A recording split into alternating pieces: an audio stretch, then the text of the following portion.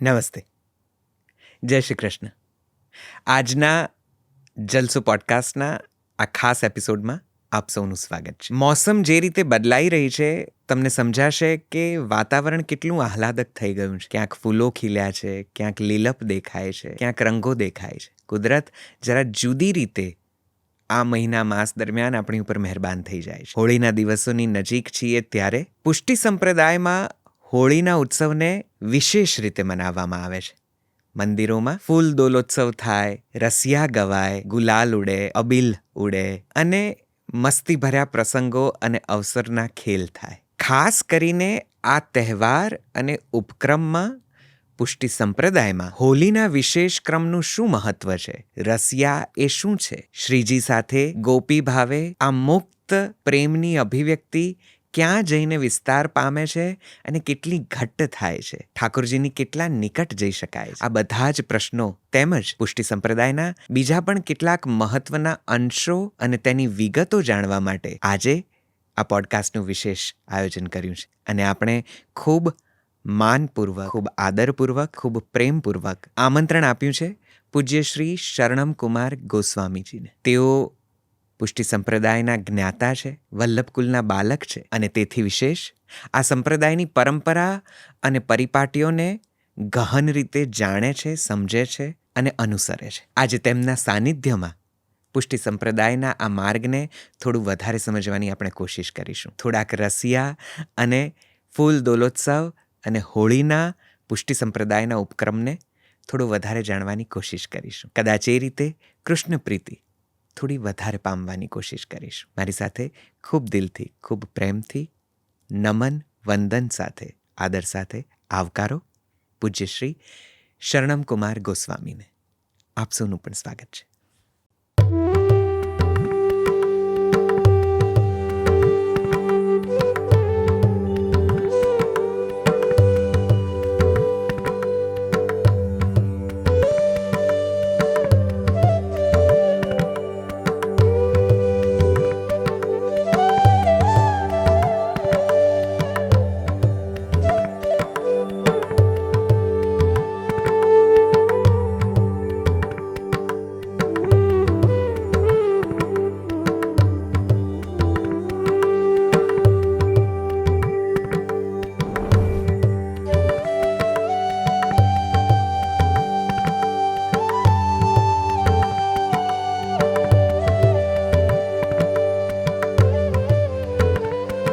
I want to become a spiritual person but not a religious person. Right. ધર્મ એ પગદંડી છે, destination આધ્યાત્મ છે, સેવા જ આધ્યાત્મ છે અથવા આધ્યાત્મનું જે પરમ ફલ છે એ સેવા છે. પ્રભુને ગાળો સંભળાવવાનું કીર્તનોમાં પણ એ પ્રકાર છે, પણ એમાં મર્યાદા છે. 40 દિવસોની એક વિશેષતા એ છે કે સંપૂર્ણ ખેલના દિવસોમાં ઠાકોરજીના ચરણારવિંદ ઢાંકેલા રહે છે. અમર્યાદિત ખેલ કરવો છે અને અમર્યાદિત ખેલ કરીને બતાવવું છે કે એમાં પણ વાસના રહિત ભાવ પ્રેમ છે. Satsang is the greatest medicine for stress relief, એક રીતે કહી શકો તમે. આપણા ગ્રંથો એ સાક્ષાત ભગવદ સ્વરૂપ કેમ છે? કારણ કે એમાં સામર્થ્ય છે આપણા અંતરના આ અંધારાને દૂર કરી શકે.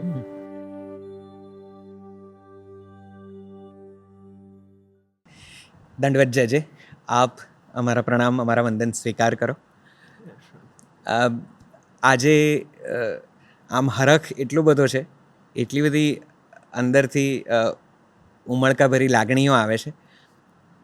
કલ્યાણરાયજીની શ્રી પ્રભુની નિશ્રામાં આ ચોકમાં બેસીને આપની સાથે વાર્તાલાપ કરવા મળ્યો છે, એ જ ઘણી ધન્ય ક્ષણ છે.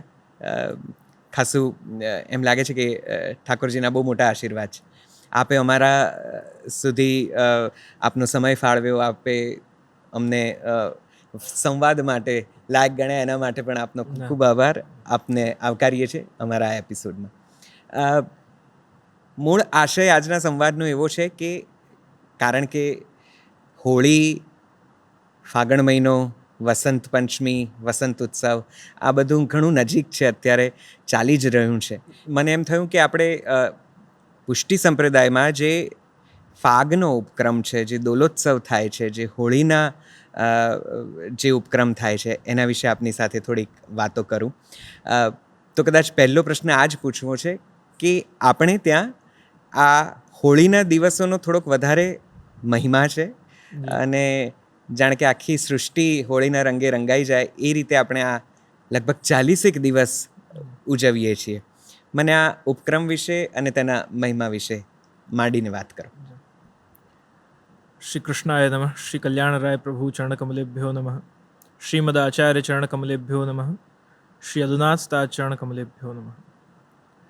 આપનું ખૂબ સ્વાગત છે. સર્વપ્રથમ તો ષષ્ઠપીઠ ષષ્ઠગ્રહના આંગણે આપણે બેસીને આજે આ સંવાદ કરવા જઈ રહ્યા છે.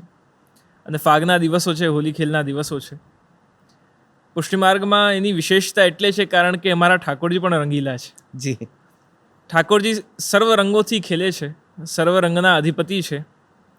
બધા જ રંગ ભેગા થાય તો શ્યામ રંગ બને છે. વાહ. અને શ્યામ સુંદર ઠાકોરજી છે. તો ફાગમાં વિશેષ મહત્વ પ્રભુને ખેલાવાનો છે.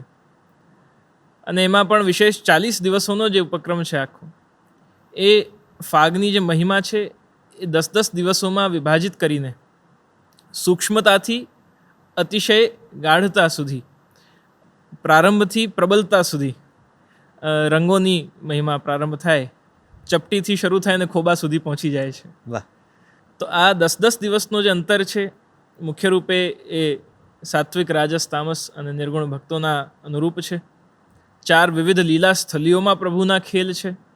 અને એની સાથે જ આ 10-10 દિવસના જે ઉત્સવો છે એની મુખ્ય વિશેષતા એ છે કે આ ભગવાને ભક્ત સાથે પ્રેમ કરવાની રીત શીખવાડી છે. અથવા ભક્તે ભગવાનથી પ્રેમ કરવું તો કેવી રીતે કરવું એની પરિપાટી બતાવી. કામદેવે એકવાર ભગવાનને ચેલેન્જ આપી કે અગર પ્રેમ કરવું હોય તો એ ક્યારે પણ વાસના રહિત થઈ જ ન શકે. અને ભગવાને ચેલેન્જ આપી કે મારું નામ કૃષ્ણ છે, જે કોઈ ન કરી શકે એ કરવામાં સામર્થ્યવાન છું. વાસના રહિત પ્રેમ પણ થઈ શકે છે એ સાબિત કરવા ભગવાને આ હોલી ખેલની લીલા રચી છે. કે રંગોના માધ્યમથી, ભાવોના માધ્યમથી, રસના માધ્યમથી કેવી રીતે વાસના રહિત રૂપે ભગવાનથી પ્રેમ થઈ શકે, ભગવાનનો પ્રેમ થઈ શકે. તો એ પ્રકારો આ ફાગના દિવસોમાં જોવા મળે છે. તો ખાસ જે તેનું મહિમાગાન છે, ગુલાલ ઉડતો હોય, અબીલ ઉડતું હોય, રાળના ખેલ થતા હોય છે. મને તેના વિશે આપ થોડુંક ઊંડાણપૂર્વક સમજાવો. આ દરેક ઉપક્રમ પાછળનું વિશેષ પ્રયોજન શું છે? અને એક આપણી પરિપાટી મુજબ જે 40 દિવસ આપણે આ ઉત્સવ ઉજવીએ છીએ, બીજા બધા મનોરથ હોય કે ઉત્સવો હોય તો કદાચ 1-2 દિવસનો ક્રમ હશે, પણ હોળી માટે વિશેષ 40 દિવસ ફાળવવામાં આવ્યા છે પુષ્ટિ સંપ્રદાયમાં, પુષ્ટિ પરંપરામાં. એનું કારણ શું? વિઠ્ઠલેશ પ્રભુચરણ શ્રી ગુસાઈજી દ્વારા જે અષ્ટાયામ સેવા અને ભગવત સેવાનો આખો પ્રકાર જે વિસ્તૃત કરવામાં આવ્યો, રાગ ભોગ શૃંગારનો, એમાં એક પ્રધાન વસ્તુ છે ઋતુ સેવા. અને ઋતુ સેવાના અંતર્ગત ઋતુરાજ વસંતમાં પ્રભુની જે સેવા છે, અથવા ઉષ્ણકાલમાં, ગ્રીષ્મ ઋતુમાં, શરદ ઋતુમાં, વર્ષા ઋતુમાં, દરેક ઋતુઓના પ્રારંભથી અંત સુધી અને એના સંધિકાલમાં સેવાનો પ્રારંભ અને એનું એ ઋતુનું અંત, એનું જે ટ્રાન્ઝિશન છે ક્યારે પણ ઝટકાથી આવતું નથી. એમાં ધીરે ધીરે જેમ વસંત ઋતુ આવશે, વસંત પંચમીથી રંગ શરૂ થશે, તો એના 15 દિવસ પહેલાંથી વસંત આગમન થશે. જી. આગમન થશે એટલે ક્યાંક ક્યાંક એ રાગોની છટા આવવા લાગશે, ક્યાંક ક્યાંક વસ્ત્રોમાં, ઠાકોરજીના સાજમાં, ઠાકોરજીના શૃંગારમાં એ ઋતુ પરિવર્તનનો દર્શન થવા લાગશે. વસંત ઋતુ જશે અને ગ્રીષ્મ ઋતુ આવશે, તો એ સમયમાં પણ ફરીવાર ધીરે ધીરે ઠાકોરજીના વસ્ત્રો તો એ સિલ્કના, સાટિનના હશે તો એ મલમલના થવા લાગશે. તોયવાળા હશે તો તોય ઓછી થતી જશે, રૂપેરી થશે, તોય હટી જશે, વસ્ત્ર ખુલતા જશે, સામગ્રીઓના પ્રકારોમાં પરિવર્તન આવશે. તો ઋતુ સેવામાં શ્રી ગુસાઈજી એટલું સુંદર બંધારણ કર્યું છે કે કઈ ઋતુમાં કયા પ્રકારથી ઠાકોરજીને સુખ પહોંચે એનો વિચાર કરીને અને સેવાક્રમ આખો નિર્ધારિત કરવામાં આવ્યો છે. વિશેષ ફાગુનના દિવસોમાં એક તો ઋતુરાજ છે સ્વયં, બીજું આ ઋતુ એવી છે કે જેમાં પ્રકૃતિ પણ ખીલે છે. અને પ્રકૃતિ અને પુરુષ સ્વયં પ્રભુ છે. તો એ બંનેના એક થવાથી પ્રકૃતિને ઉજવવું કેવી રીતે, તો એનું ઉત્તમ ભોગતા કોણ? તો ભગવાન શ્રી કૃષ્ણ છે. તો રંગો જ્યારે પ્રકૃતિમાં ખીલે છે, લહેકન લાગી વસંત બહાર સખી, ત્યો ત્યો બનવારી લાગ્યો બહેકન. તો જેમ વસંત ઋતુની મહેક આખા સંસારમાં વહી રહી છે, સરસો નું સુંદર ખેત હવે પીડાશ પકડી રહ્યું છે, આંબા ઉપર મોર આવી ચૂક્યા છે, કોયલ ટહુકા કરે છે, અને પ્રકૃતિની સુંદર થવાથી પશુ પક્ષીઓમાં પણ એક અલગ અનેરો આનંદ છે. અને એવા જ સમયમાં પાછું જે કૃષિ પ્રધાન આપણો દેશ છે એમાં વ્રજની જે વિશેષ પરંપરા છે, એ વ્રજની પરંપરામાં જ્યારે ફસલ કાપવાનો સમય આવે છે એ સમય પણ આ હોલી ખેલનો છે. એટલે એનો પણ આ ઉત્સવ રંગો દ્વારા ઉજવવામાં આવે છે. તો જજે આ 40 દિવસના ઉપક્રમમાં મુખ્યત્વે શું શું થતું હોય છે? કારણ કે હવેલી મંદિરોમાં જઈએ તો મોટેભાગે ગુલાલ ઉડતો હોય, રસિયા ગવાતા હોય. હું આ રસિયા વિશે પણ આપની સાથે થોડી વાત કરવા માંગીશ. પણ ઉત્સવનું વાતાવરણ હોય, સેલિબ્રેશન હોય, તો ક્રમ શું હોય છે? આ 40 દિવસે 40 દિવસને આપણે કઈ રીતે પૂરીએ છીએ? દર વખતે દરરોજ શું નવું થાય છે આ 40 દિવસમાં? અને હોળી ધૂળેટી ઉપર ખાસ શું આયોજન થતું હોય છે? નવું તો એવું છે આમાં કે નવામાં રોજ નવીનતા છે. જી. કારણ કે યુગલ સ્વરૂપની આ લીલાઓ છે, રસમય લીલાઓ છે, રંગની લીલાઓ બધી. અને એમાં શ્રી સ્વામિનીજીનું રૂપ નવીન છે. કીર્તન સાહિત્ય બહુ સુંદર એનું વર્ણન કરે છે કે સ્વામિનીજીનું રૂપ નવીન છે, શ્રી કૃષ્ણનું લાવણ્ય નવીન છે, વ્રજ ભક્તોનું પ્રેમ નવીન છે, અને આ ઋતુના રંગો નવીન છે. તો એ સંપૂર્ણ નવીનતા સાથે આ ઋતુનું પ્રારંભ છે. તો એવા સમયમાં પ્રભુ સાથે રોજ ધીરે ધીરે જેમ ચંદન, ચોવા, ગુલાલ અને અબીર, ચંદન એ કેસરી હોય, ચોવા એ શ્યામ હોય, ગુલાલ એ લાલ હોય અને અબીર એ શ્વેત હોય. આ 4 રંગો 4 જુદા જુદા સાત્વિક, રાજસ, તામસ અને નિર્ગુણ ભાવોનું પ્રતીક છે. શ્રી ચંદ્રાવલીજી, શ્રી લલિતાજી, શ્રી વિશાખાજી અને શ્રી યમુનાજીના સ્વરૂપના ભાવથી પણ આ 4 રંગો છે. અને એ એમના ભાવ રૂપે, એમના પ્રેમ રૂપે, એમના સથવારે ઠાકોરજી ખેલે છે. તો એ ક્રમથી પ્રારંભ થાય તો પહેલાં ટીપકીથી ખેલ થાય છે. અચ્છા. તો ઠાકોરજીને જ્યારે ચંદનથી ખેલાવીએ તો કેવલ આંગળીમાં ચંદનની લઈને અને ટીપકીઓ થાય. પછી ધીરે ધીરે એક એક છાંટાથી ખેલ થવા લાગે. પછી વધારે 2 આંગળીના ચપટીથી થાય. અને પછી ડોલના દિવસે ડોલોત્સવ થાય ત્યારે પ્રભુ દક્ષિણાભિમુખ બિરાજીને અને પછી 4 આંગળીઓથી ઠાકોરજીને ભારે ખેલ કરાવવામાં આવે છે.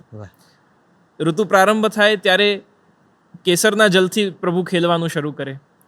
હોળી દાંડા રોપણી પૂર્ણિમા આવે તે વખતે પછી કુમકુમના જલથી ઠાકોરજી ખેલવાનું પ્રારંભ કરે. શ્રીનાથજીનો પાટોત્સવ આવે, સપ્તમી આવે તે વખતે પછી કેસુના ફૂલના જલથી, કેસુડાથી ઠાકોરજી ખેલવાનું પ્રારંભ કરે છે. પિચકારીઓ પ્રારંભ થાય છે. એટલે ક્રમશઃ ખેલ પણ ઉત્તરોત્તર વધતો જાય છે. જેમ આંબાની ઉપર મોર આવે અને એ ધીરે ધીરે એની કોપણો ફૂટવા લાગે અને એમાંથી કાચી કેરીઓ નાની નાની નીકળવા લાગે, એ પાકે, પરિપક્વ બને અને પછી રસરૂપ બને છે. ત્યાં સુધી રસ આવતું નથી. એમ ડોલોત્સવ જે છે એ પરિપક્વ કેરીનું સ્વરૂપ છે. પણ ત્યાં સુધી એ અંકુરિત જે પ્રેમ છે એ ત્યાં સુધી પહોંચાડવાનો એક ક્રમશઃ ધીરે ધીરે એમાં રાગોની પણ પ્રક્રિયા આવી ગઈ. જેમ કેવલ પ્રારંભમાં વસંતના કીર્તનો ગવાય, પછી ધમાર શરૂ થાય, પછી ડફ, ચંગ, ઉપંગ, પંગ, વીણા આદિ વાજિંત્રો વાગવા લાગે. અચ્છા. એ વાજિંત્રો વાગવા લાગે ત્યારબાદ ધમારની શૈલીઓ, એના રાગ વધે છે. સારંગની, બિલાવલની, ગૌરીની આદિ, કેદાર આદિની ધમારો પણ પ્રારંભ થાય છે.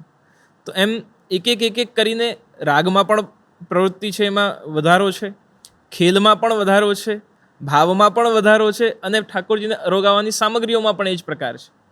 તો ઉત્તરોત્તર ભક્તનો ભાવ વર્ધન થાય એવા ભાવથી શ્રીમદ ભાગવતજીનો બહુ સુંદર એક શ્લોક સ્મરણ આવે છે કે ત્યાં ભક્તિયોગ વર્ધનમ યચ્ચ કૃષ્ણ સંતોષ હેતુકમ તદહમ તેભી દાસ્યામી સાવધાન તયા શૃણુ. ભાગવતજી કહે છે કે ભક્તિયોગ વર્ધનમ, આ બધું શાની માટે? રંગ નાખવાથી શું થશે? ઠાકોરજીને સામગ્રી અરોગાવાથી શું થશે?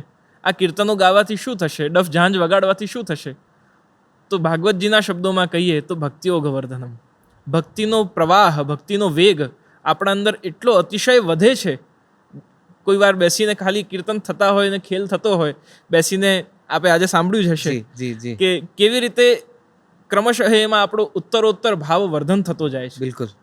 તો એ ભક્તિનો ઓઘ, ભક્તિનો પ્રવાહ વર્ધન થાય છે આપણી અંદર. સંસારના બધી વસ્તુઓ એમાં ભૂલાઈ જાય, સાંસારિક સંબંધો પણ ભૂલાઈ જાય સાંસારિક વિષયો પણ ભૂલાઈ જાય, સાંસારિક આસક્તિઓ પણ ભૂલાઈ જાય અને એકમાત્ર કૃષ્ણાસક્ત જીવ બની જાય, એ જ આ ફાગનો મુખ્ય આશય છે.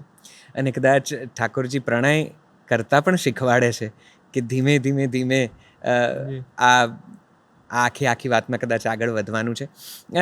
એક સરસ મજાનો ઉપક્રમ આપણે ત્યાં ફાગ દરમિયાન પણ એ તરફ આવું એ પહેલાં મારે એ પણ જાણી લેવું છે, ફાગ અને વસંત આ બે ઋતુ આ સમયગાળો જુદો છે કે વસંતથી શરૂ કરીને ફાગણ મહિના સુધીનો જે આખો ઉપક્રમ છે ઋતુ વિશેષ તરીકે આ જુદું છે કે એક જ સ્વરૂપ છે કે એક જ વાત છે? ઘણા એને એક જ માને છે અને આપણી કીર્તન પરંપરામાં એનું જે વર્ણન કરવામાં આવ્યું છે એમ વસંત ઋતુનો પ્રારંભ થોડોક પછીથી થાય છે, પણ એનું પ્રારંભની જે સંધિકાલ છે આ સંધિકાલ છે. બરાબર. પૂર્ણ રૂપે પ્રકૃતિ ખીલશે ત્યારે તો આપણું સંવત્સર આવશે, નવ વર્ષ પ્રારંભ થશે. પણ શિશિર ઋતુ કો આગમ ભયો પ્યારી વિદા ભયો હેમંત, બિરહન કે ભાગ્યન તે આલી ચલત આયો હે બસંત. તો આ વસંત ઋતુનું આગમન, વસંત ઋતુ હવે આવી રહી છે, એની પ્રકૃતિ બધાઈ ઠાકોરજીને આપી રહી છે. તો એનો આખો આ ક્રમ છે. અને આ જ ક્રમમાં રસિયાનું અનન્ય મહત્વ છે. આપણે ત્યાં 41 દિવસ સતત રોજ રસિયા ગવાય છે અને એની સાવ જુદી જ પરંપરા છે. આ રસિયા શું છે એ આપણે ત્યાં કેવી રીતે આ ઉપક્રમ આવ્યો છે અને એની પાછળનું કોઈ ખાસ વિશેષ પ્રયોજન છે, રહસ્ય છે? કીર્તનોની જે પરંપરા છે એમાં જુદા જુદા પ્રકારથી કીર્તનોની પ્રસ્તુતિ છે. એક પ્રકાર એવો છે કે જ્યાં અષ્ટછાપ કીર્તનકારો, ભક્તો આદિ અનેક જે પુષ્ટિ પરંપરાના ભક્તો કવિઓ થયા છે એ બેસેલા છે, પ્રભુની લીલાઓ થઈ રહી છે અને આપણે ગુણાનુવાદ કર્યું છે, ગુણગાન કર્યું છે. કેવલ કલ્પના નથી, જે લીલા જોઈ એને ગાઈ છે. એક કીર્તનનો પ્રકાર છે. બીજો કીર્તનનો પ્રકાર છે કે જ્યાં જે જોયું અને જે સાંભળ્યું તે ગાયું છે. ત્રીજું, પોતે એમાં શબ્દ રાખ્યા જ નથી, જે સાંભળ્યું એ ગાઈ લીધું છે સીધું. જેમ સાંજીના દિવસોમાં આવે છે કે અરી તુમ કોન હોરી બન મેં ફૂલવા બિનન હારી. સખીજનો સાથે સ્વામીજી રાધિકાજી વનમાં ફૂલ વીણવા માટે જાય છે તો ઠાકોરજી પૂછે છે, અરી તુમ કોન હોરી, અહીંયા કેમ આવ્યા છો, કોણ છો તમે, અહીંયા કોણે પૂછીને ફૂલ તોડો છો? યા બન મેં હમ સદા હી બસત હૈ, હમ હી કરત રખવાલી. હું તો આ વનનો રખવાલ છું. તો ત્યાં સંવાદ છે ગોપીજનોના ઠાકોરજીના. દાનના દિવસોમાં અરે કાપર ઢોટા ને નચાવત હે કો ત્યારે બાબા કી ચેરી. તો એમ બહુ મીઠા સંવાદો છે. ફાગુનના દિવસોમાં પણ એવો પ્રકાર મળે છે કે યશોદાજી અને ગોપીજનોનો સુંદર સંવાદ છે. યશોદાજીને ગોપીજનો ફરિયાદ કરે છે ઠાકોરજીની કે યશોદાજી આ તમારા કૃષ્ણને સમજાવો. અરે બરજો જશોદાજી કાના, મેં જમના જલ ભરન જાત હી और ये मार्ग निकस्यो आना, बरजत ही मोरी गागर फोरी और ले अबीर मुखसाना, सखी सब देत हैं ताना. યશોદાજી આ યમુના જલ ભરવા હું જઈ રહી હતી અને મારી મટકી ફોડી દીધી એણે. મટકી ફોડી એટલે હું ભીની થઈ એટલે લાવીને એને અબીર બંને મુઠ્ઠીઓમાં ભરીને અને મારા મુખ પર મળી દીધું. અને મારી આ દશા જોઈને મારી સખીઓ હસી ઉડાવે છે, તાના આપે છે મને, તમારા કૃષ્ણને વળજો. ત્યાં યશોદાજી જવાબ આપે, अरे सखी मेरो लाल तो पलना में झूले, ये तो बालक है नादाना. ये क्या जाने रस की बतिया, कोने रंग लगावा અને કોને રંગ ઉતારવા, દુનિયાના ખેલ. ये क्या जाने रस की बतिया और क्या जाने खेल जहाना, સખી તુમ ભૂલી ભાના. કોઈ બીજો હશે જે તને રંગ લગાવી ગયો હશે, મારો બાળક આવું ના કરે. તો સુરદાસજીનો આ પદ છે બહુ સુંદર. તો એમ સંવાદો છે એમાં. અને પછી આવે છે તીસરી અવસ્થા, જેને રસિયા આપણે કહીએ છીએ. રસિયા और कोई नहीं, वो कृष्ण स्वयं है. श्रीजी बाबा स्वयं रसिया है. और રસિયાનું સ્વરૂપ એવું છે કે સામેવાળાને પણ રસરૂપ બનાવી દે છે. રસિયાનું ગાન થતું હોય તે વખતે સામેવાળો વ્યક્તિ જે શ્રવણ કરનારો છે એ પણ રસરૂપ બનીને એમાં થનગનાહટ કરતો થઈ જાય છે. પ્રાચીન ક્રમથી રસિયાની પરંપરા જો જોઈએ, આજની જે શૈલી છે, આપણે જે શ્રવણ કરીએ છીએ, એના કાર્યક્રમો થાય છે, એ આદિ ભૌતિક અને આધુનિક શૈલી રસિયાની કહી શકાય છે. મૂળ પરંપરા રસિયાની છે ઠાકોરજીને સંભળાવવાની. अच्छा. કારણ કે રસિયા તો વો હૈ, ઉनको સુનાના હૈ કે તું कैसा રસરૂપ હૈ. તો પ્રભુની રસરૂપતા ભક્તે જે જાણી એ પ્રભુને સંભળાવી અને એ રસરૂપતાને પામીને હું પણ રસરૂપ બન્યો અને લીલાનો અંગ બની ગયો. તો રસિયાની એક વિશેષતા એ છે कि वो केवल देखा नहीं है, वो केवल सुना नहीं है, वो केवल गाया नहीं है, उसके तो अंग बन गए. खोए गयो बाजू बंद रसिया होरी में, तो बैठा होए ખાલી જોતા હોય, ખાલી સાંભળતા હોય તો બાજુબંધ ન ખોવાય, પણ લીલાનો અંગ બની જાય ત્યારે પછી ખેલતા ખેલતા બાજુબંધ ખોવાય છે. તો રસિયા એ પ્રભુ પ્રીત્યર્થ રસરૂપ શ્રી કૃષ્ણ છે, રસરૂપ એમની લીલા છે, રસરૂપ એમનું સ્વરૂપ છે, અને એમની માટે જે ગવાય છે એમના સ્વરૂપનું વર્ણન કરતા એ પણ રસરૂપ છે, એટલે એને રસિયા કહેવાય છે. વાહ. જે હું આને આ સંવાદને થોડો આગળ વધારું એ પહેલાં આપે એક સરસ મજાના સુરદાસજીના પદની વાત કરી, અને મને એ પણ જ્ઞાત છે કે આપ સુંદર ગાઓ છો, આપ સુંદર કીર્તન કરો છો. અમને કંઈક સાંભળવા મળી શકે આમાંનું કોઈ એક પદ, કોઈક રસિયાની કંઈક બે નાનકડી પંક્તિઓ, કંઈક સહેજ સહજ. રસિયા સાંભળવું છે કે પદ કોઈ પણ? આપને જે અનુકૂળ હોય. શ્રી મહાપ્રભુજી માટેનું પદ છે, આશ્રય પદમાં જેનું ગાન થાય છે.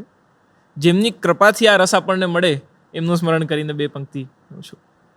શ્રી વલ્લભ પ્રભુ કરુણા સાગર જગત ઉજાગર ગાઈએ, શ્રી વલ્લભ કે ચરણ કમલ કી બલ બલ બલ જાઈએ,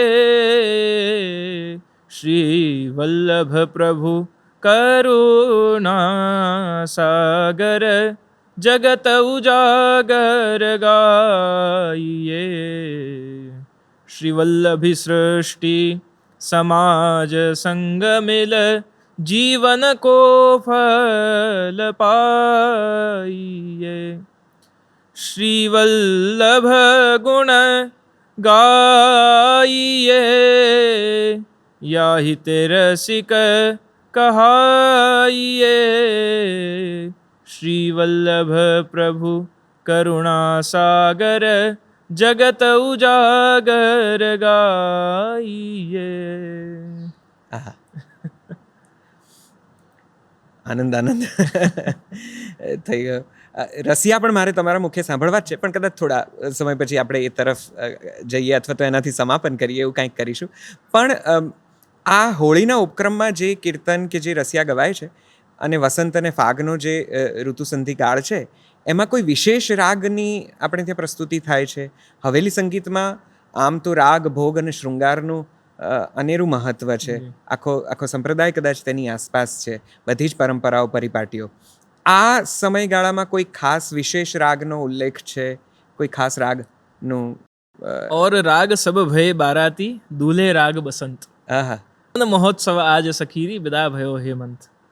તો આ ઋતુનો રાજા વસંત છે, અને રાગ પણ વસંત અહીંયા દુલ્હે છે. એ જ વર રાજા છે, અને વરરાજાની સાથે મિશ્ર રાગોનો પ્રકાર વિશેષ રૂપે વસંતના ક્રમમાં લેવામાં આવ્યો છે.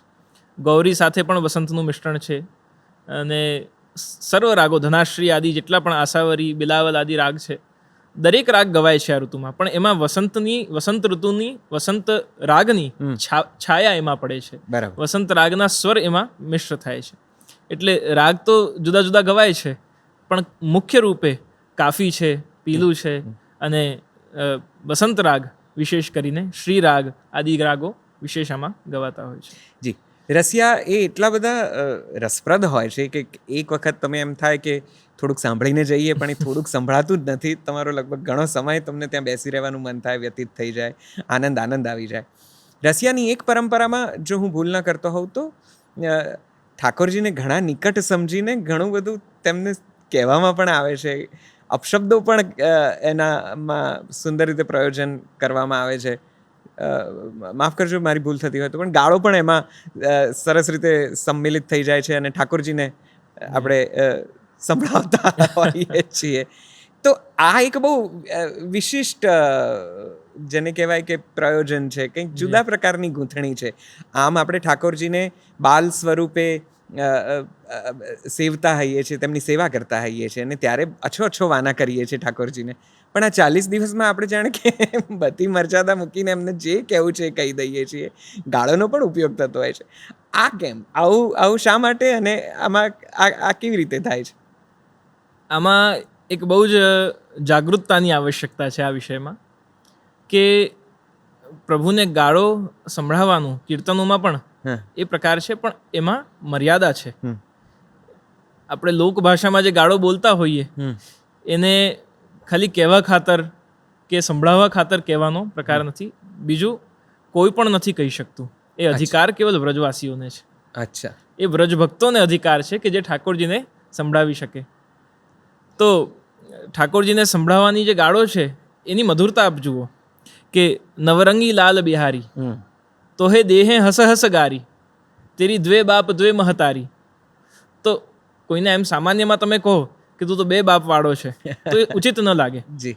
પણ ભગવાનને તો ગોપીજનો સરળતાથી કહે છે કે નંદરાયજી પણ તારા પિતા છે અને વસુદેવજી પણ તારા પિતા છે, તેરે તો 2 બાપ હૈ ઓર તેરી તો 2 મહતારી, 2 માં છે તારી. તો એ કેમ? તો એ બધી જે વાત છે, કહેવાનો જે પ્રકાર છે, ત્યાં એક તો વ્રજવાસીઓ કહી શકે છે. બીજી વસ્તુ, ત્યાં કોઈ છલ કપટ રહિત ભાવથી એકદમ સ્વચ્છંદતાથી મિત્રતામાં ભગવાનને સન્મુખ એ ગાન કરવાનો પ્રકાર છે. અને એ પ્રભુને કહેવાના પછી જ્યારે હોલીના દિવસો પૂરા થાય છે ત્યારે એક કીર્તન ગવાય છે અને ત્યાં કહેવાય છે કો ભલો બુરો કિન માનો રંગન રંગ હોરી હો, થોડી સી વોરી થોરે દિન કી મોહન સિર ગાગર ફોરી હો, હોરી મેં કહા નહીં કહિયત યા મેં કહા કછુ ચોરી હો, કૃષ્ણ જીવન લછી રામ કે પ્રભુ માઈ જો કહીએ સો થોરી હો. તો હોરી મેં કહા નહીં કહિયત, પડદો હોય તો વાત છુપાવી પડે. અરે તું તો આવો છે, ઠાકોરજીને સરળતાથી પ્રેમથી કહે છે. એનો મતલબ એવો નથી કે તું પરાયો છે. અધિકારથી એને કહી શકાય કે જે પોતાનો હોય. પ્રભુ ભક્તોના એટલા થયા છે અને ભક્તો પ્રભુના એટલા બન્યા છે. અને એ કેવલ બ્રજ ભક્તોને અધિકાર છે કે પ્રભુને જે મન આવે, કાપર ડોટા ગોકુલ બસત તુમ ઢીઠ ભય હો, એવી એવી વાત ઠાકોરજીને ગોપીજનો બ્રજ ભક્તો કહે છે.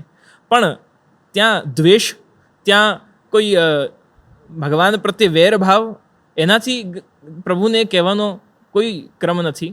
કેવલ પ્રેમવશ બ્રજની સહજ ભાષા છે. કારણ કે આ ફાગનો ઉત્સવ વ્રજનો છે અને એ પણ ગાવા માટે, કહેવા માટેના અમુક દિવસો છે. એથી બહાર જઈને તમે કહો તો એનો દોષ છે, અપરાધ છે. એટલે પ્રભુને ગારીના જે કીર્તનો છે, આદિપદ છે, તો એમાં મર્યાદિત ભાષાની પણ એક સુંદરતા છે. એમાં બીજું તોછડાઈ નથી. અને ત્રીજું ભક્ત અને ભગવાનનો અધિકાર ત્યાં બતાવવાનો એક આખો પ્રકાર છે. જે આ ડોલોત્સવ શું છે, જે ખાસ કરીને જો હું ભૂલ ન કરતો હોઉં તો હોળી ધૂળેટીના દિવસોની આસપાસ જી હવેલી મંદિરોમાં થતો હોય છે, એને થોડુંક વિશેષ સમજાવશો? ડોલોત્સવ એ આ 40 દિવસના ખેલનો ક્લાઇમેક્સ કહી શકાય, જેમાં સુંદર ઝૂલો બને છે. અને ડોલ એટલે જેમાં ઝૂલો છે અને એ આંબાના વૃક્ષના ડાળીઓની સાથે, એના પત્રોની સાથે, સુંદર પુષ્પોની ઝૂલની સાથે એ સિદ્ધ થાય છે. જગતગુરુ શ્રીમદ મહાપ્રભુ વલ્લભાધીશે જગન્નાથપુરીથી આ ક્રમને સ્વીકાર્યો છે. અચ્છા.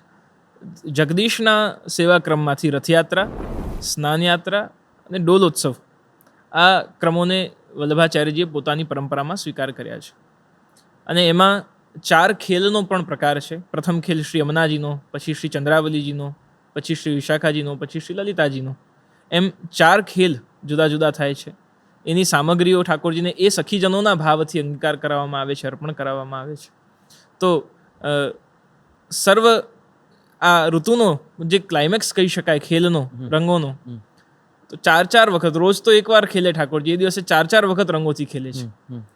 અને એ આખો ડોલોત્સવ એ આના રંગોના ક્લાઇમેક્સનો એક દિવસ છે, જેમાં ભાવોનું, રંગોનું, પ્રેમનું અતિશય ઉમળકો, જેને કહેવાય કે હવે એ દિવસે ઠાકોરજીના ચરણ ઢાંકતા નથી. 40 દિવસોની એક વિશેષતા એ છે કે સંપૂર્ણ ખેલના દિવસોમાં ઠાકોરજીના ચરણારવિંદ ઢાંકેલા રહે છે. છેલ્લા દિવસે ઢાંકવામાં નથી આવતા. કારણ કે આખો વર્ષની જે સેવા છે એ તો ઠાકોરજીની ચરણાશ્રય સેવા છે, ચરણાશ્રયા સેવા છે. દરેકને અધિકાર નથી ઠાકોરજીના ગાલ પર હાથ લગાવી શકે, દરેકને અધિકાર નથી કે ઠાકોરજી ઉપર રંગ નાખી શકે. જેને નંદરાયજી, યશોદાજી અથવા ઠાકોરજી સ્વયં અધિકાર આપે, સ્વામિનીજી અધિકાર આપે, એ જ પ્રભુને રંગ કપોલ પર લગાવી શકે.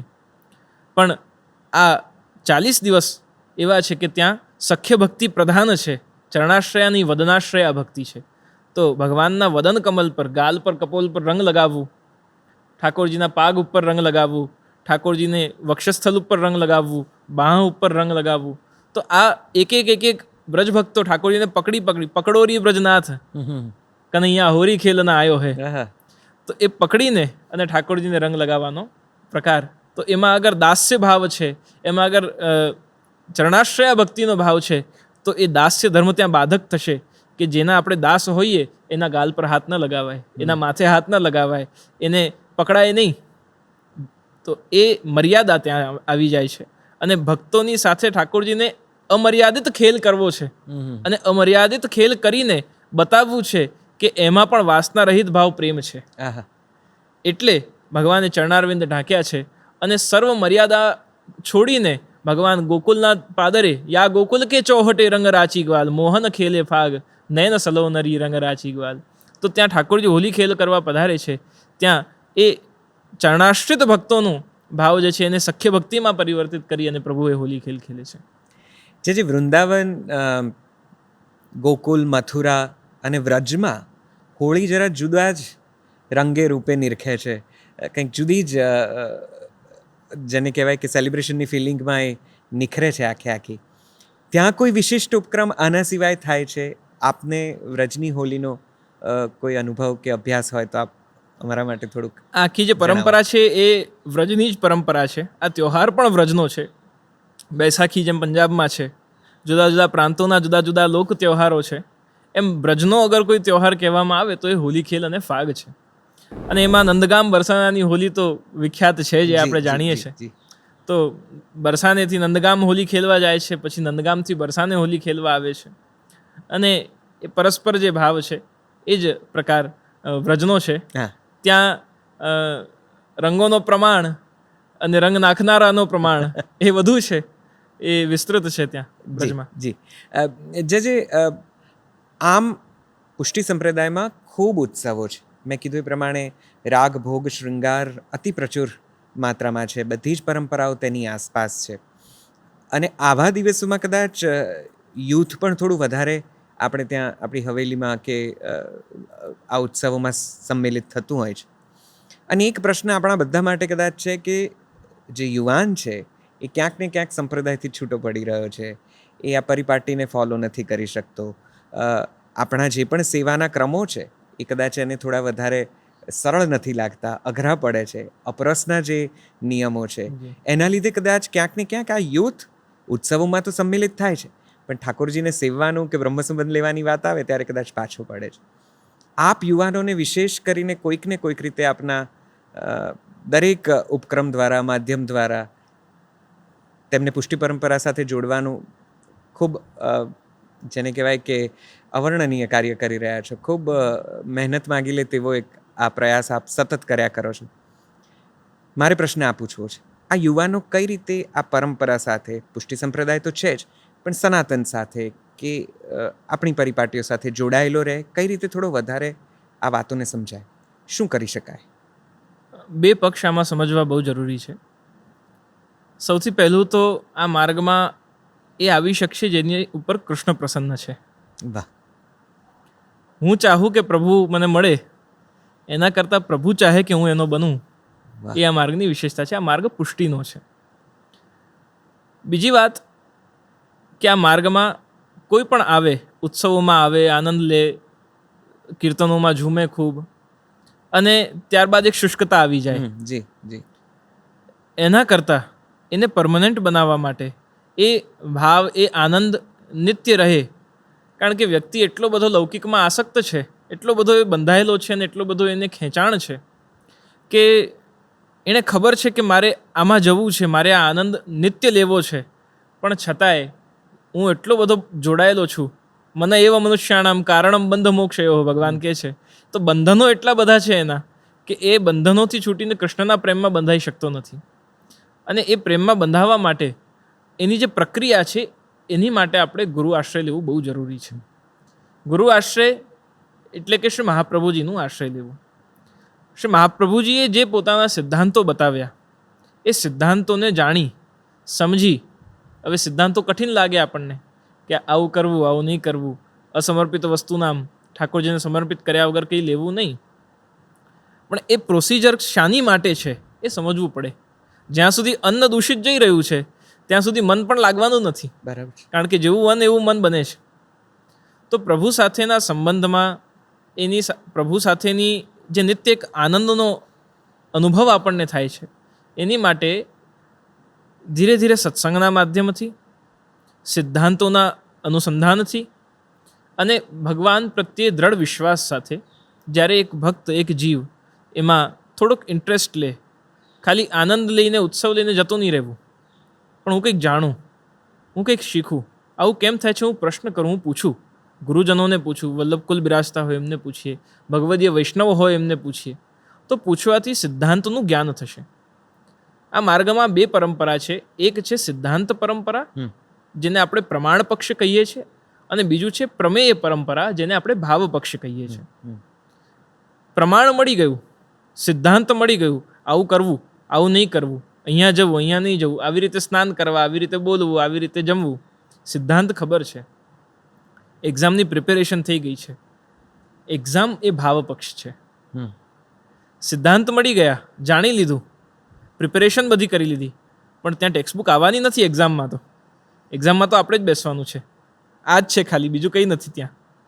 તો એ સિદ્ધાંતને પ્રેક્ટિકલ લાઈફમાં, ભગવાન સાથેના સંબંધમાં, લૌકિક વિષયોથી દૂર રહેવા માટે અને ભગવાન સાથે જોડાવા માટે, પ્રપંચની વિસ્મૃતિ અને ભગવદ આસક્તિ, મહાપ્રભુજીના શબ્દોમાં કહીએ તો એ કરવા માટે સિદ્ધાંત જાણી અને એની સાથે ભગવાનના સાથેના પ્રેમના સંબંધને ઓર વધારવું, એ બે વસ્તુ જ્યારે જોડાશે તો એની માટે સિદ્ધાંત હોવા જરૂરી અને સાથે પ્રેમ હોવું જરૂરી, પ્રમેય હોવું જરૂરી. પ્રમેય કેવી રીતે થાય? તો એની કૃપાથી થાય. સિદ્ધાંત કેવી રીતે આપણે એના લાયક બનવું, એ કૃપાને પ્રાપ્ત કરવા માટે, એના પ્રિય બનવા માટે મારે શું કરવું, મારે કેવા ગુણો ધારણ કરવા, મારે કેવા લક્ષણોને ધારણ કરવા, મારે આચરણ, વાણી, વર્તન, વ્યવહાર કેવું બનાવવું છે, એ સિદ્ધાંત આપણને શીખવાડશે. પછી એવા બનીશું તો પાત્ર તૈયાર થશે અને એમાં રસ ભરાશે.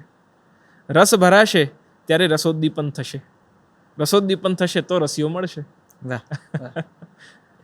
જે એક બીજો આની સાથેનો એક સમાંતર પ્રશ્ન એ છે કે મંદિરોમાં જુઓ તો યુવાનોની ભીડ છે. દરેક યુવાન કોક ને કોક મંદિરની શરણાગતિ લઈને નમન પૂજન તો કરે જ છે. એના ભાવ પ્રમાણે, એની શ્રદ્ધા પ્રમાણે ઘાટ ફર્યા પણ કરે છે. અને અંદર ખાને આજકાલના યુવાનોમાં કે સમાજમાં ઘણા બધા બીજા માનસિક વિકારોનું પ્રમાણ વધતું જાય છે. એક બાજુ એને એકાકીપણું લાગે છે, એકલું લાગે છે, બીજી બાજુ અસફળતા એની ઉપર હાવી થઈ જાય છે. સામાજિક પ્રશ્નોમાં બેરોજગારી કે જે પણ કંઈ એના કારણો હશે એ પણ એને ક્યાંક ને ક્યાંક ચિંતા ઉપજાવે છે. આર્થિક રીતે પણ સદ્ધરતા પ્રાપ્ત કરવાની એની એક પોતાની સતત કોશિશ છે. એટલે આમ મંદિરોમાં ખૂબ જાય છે અને આમ બહુ જ એકલા છે. આમ ભીડનો હિસ્સો છે પણ ઘરના ખૂણે કોઈ નથી એને ટેકો કરવા માટે, એવું એ મહેસૂસ કરે છે. અને અત્યારે કદાચ પહેલાંય હશે આવું બધું, પણ હવે બહુ જ વિકરાળ થતું, વિસ્તૃત થતું, બહુ સામે દેખાતું જોઈ શકાય છે. આનો કોઈ ઉપાય પુષ્ટિ સંપ્રદાયની કોઈ પરંપરામાં, કોઈ પરિપાટીમાં ખરો? સરળ શબ્દોમાં આપની જે આખી વાત છે ને હું જે સમજું, ડિપ્રેશન, સ્ટ્રેસ, એન્ઝાયટી ને જે પરિસ્થિતિઓ છે, ઘણીવાર ન્યુક્લિયર ફેમિલીઝ થઈ જવાના કારણે એ અવસ્થા આવે છે. સાવ સાધારણ અસફળતા આવે તો પણ એ લોકો ડિપ્રેશનમાં જતા રહ્યા છે એવું કહેવામાં એમને હવે તો મજાય પડવા માંડી છે. પણ It has become a fashion to say that I'm in depression. Sometimes. Yes. પુષ્ટિ સંપ્રદાયની દ્રષ્ટિએ satsang is the greatest medicine for stress relief, એક રીતે કહી શકો તમે. શ્રી હરિરાયજીના શિક્ષાપત્ર છે, શ્રીમદ ભાગવતજી છે, શ્રી સુબોધિનીજી છે, આ બધા ગ્રંથોની વિશેષતા એવી છે, આપની આસ્થા જે ગ્રંથમાં હોય વિશેષ, પણ એ ગ્રંથો એક તો દિગ્ગજ આચાર્યો દ્વારા હોય, મહાપુરુષો દ્વારા, ઋષિમુનિઓ આદિ દ્વારા હોય, અથવા ભગવાન સ્વયંની વાણી ભગવદ્ ગીતા હોય. એ ગ્રંથોમાં એક એવું સામર્થ્ય છે કે જે આપણા મનના વિષાદને દૂર કરી શકે. ભલે આપણે બેઠા છીએ, આપણા મનનો કોઈ દુવિધા છે, કોઈ પ્રશ્ન છે. મને પોતાના એવા ઘણા અનુભવ છે કે શિક્ષાપત્ર ખોલ્યું હોય અને મનનો પ્રશ્ન હોય ને ત્યાં ઉત્તર મળી જાય છે.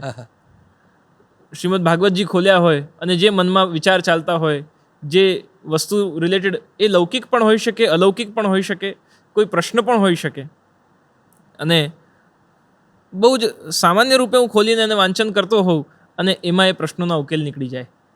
તો આપણા ગ્રંથો એ સાક્ષાત ભગવદ સ્વરૂપ કેમ છે? કારણ કે એમાં સામર્થ્ય છે આપણા અંતરના આ અંધારાને દૂર કરી શકે. બહુ સરસ ભાગવતજીના અંતર્ગતનો એક પ્રકાર છે આખો, કે ભાગવતજીની આજે આવશ્યકતા શું છે, સત્સંગની આજે આવશ્યકતા શું છે. ભારતમાં આપણે ડિપ્રેશન, એન્ઝાયટી, સ્ટ્રેસ આ બધા શબ્દો અમુક દશકો પહેલા સાંભળ્યા નહોતા ક્યારે પણ. બિલકુલ.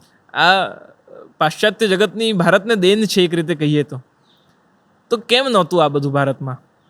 કારણ કે અહીંયા સત્સંગ, નિત્ય કીર્તન, નિત્ય વાંચન, ગામ ગામે, ઘર ઘરે રોજ સાંજ પડે એટલે દીવાની બત્તીમાં બધા બેસીને કંઈક ભગવદ નામ લેતા, કંઈક ભજન કરતા, મંડળીઓ બેસતી. આ બધું શાની માટે હતું? કારણ કે એ માલિક બેઠો છે, તું ચિંતા ન કરીશ, ચિત્ત તું સિદ્ધને ચિંતા કરે, કૃષ્ણને કરવું હોય તે કરે. તો આપણે પુરુષાર્થ કરીએ, પ્રયાસ કરીએ, આપણું 100% આપીએ, સફળતા કે અસફળતા તો અંતે એના જ હાથમાં છે. તો એ સિદ્ધાંતને ધ્યાનમાં રાખી, કર્મણ્યેવ અધિકાર હસ્તે મા ફલેષુ કદાચન, જીવનમાં સફળતા અસફળતા આવે, આપણે ધાર્યું હોય તેવું થાય ને ધાર્યું હોય એવું ન પણ થાય, એ બંને પરિસ્થિતિમાં ન થયું તો હવે શું કરવું એની માટે ચિંતનશીલ બનીએ. ધાર્યું હોય તેવું થઈ ગયું, વોટ નેક્સ્ટ, એ વિષય ઉપર આપણે આગળ વધીએ. પણ એમાં એટલું જરૂર આપણે જાગૃત રહીએ, જ્યાં સુધી આપણી આ બધી જ વસ્તુઓમાં, સાંસારિક વિષયોમાં આપણી અચીવમેન્ટ્સ અને આપણા સંબંધો, આપણા ગોલ્સ, એ બધી જ વસ્તુઓમાં જ્યાં સુધી આપણું અટેચમેન્ટ જોડાયેલું છે, it is going to be a reason of pain. Permanent નિત્ય આનંદમય અગર કંઈ છે તો એ ભગવાનનું નામ, ભગવત સેવા, ભગવત સ્વરૂપ છે. અને એનું આશ્રય અગર જીવ અડધો કલાક બી રોજ લઈ લે, 10 મિનિટ બી રોજ લઈ લે, અથવા મહાપ્રભુજી કહે છે એમ વદદ ભિરેવ સતતમ, બોલવાની પણ જરૂરત નથી, તમે કેવલ શ્વાસ લો છો, ઇન્હેલ અને એક્ઝેલ કરો છો, એમાં શ્રી કૃષ્ણ શરણમ મમ, શ્રી કૃષ્ણ શરણમ મમ, શ્રી કૃષ્ણ હું તારી શરણમાં છું. બસ આ જ ભાવ અગર અવિરતપણે મનમાં ચાલ્યા કરશે તો સંસારની બધા જ ભયથી આપણી મુક્તિ થઈ જાય છે. તો ટેન્શન પછી કૃષ્ણનું છે યાર, હું એનો થઈ ગયો ને હવે એ જોશે. એ નિશ્ચિંતતા, તતો નિશ્ચિંતતામ વ્રજેત. મહાપ્રભુજી કહે છે કે ચિંતા કાપી ન કાર્યા નિવેદિતાત્મભિ કદાપિ. ચિંતા ન કરીશ, તારું નિવેદન કોની સાથે થયું છે, તારો સંબંધ કોની સાથે થયું છે. ભગવાનને કેમ પતિ કહેવામાં આવે છે? જીવાત્મા એ પ્રભુને પતિ કેમ કહે છે? કારણ કે પતિનું લક્ષણ છે રક્ષણ કરવાનું. ભગવાન ગોકુલપતિ બન્યા, વ્રજપતિ બન્યા. કેમ બન્યા?